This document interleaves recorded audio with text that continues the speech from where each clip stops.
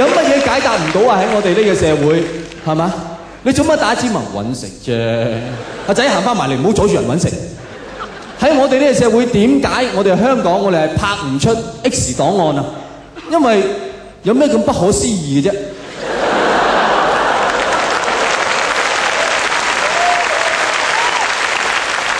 阿莫探員點解佢個樣會變成咁㗎？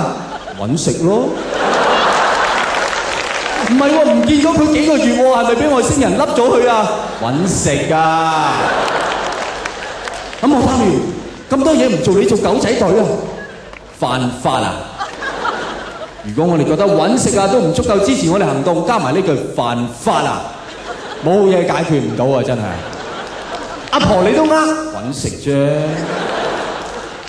你阿媽嚟㗎噃，犯法啊！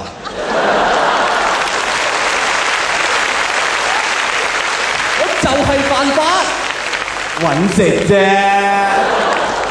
係咪？有咩解決唔到？我相信揾食啫，犯法嗱，基本上亦都係我哋大部分人嘅人生座右銘。多謝呢兩位朋友，我好感激呢兩位可愛教主留俾我6字真言：超低能，更搞笑。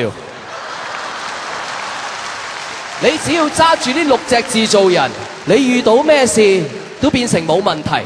尤其是當我哋係喺一個經一事反一智嘅年代裏面，有好多嘢你改變唔到佢嘅，你唯有調教下自己嘅標準去配合佢，你自不然個人都會過得開心啲。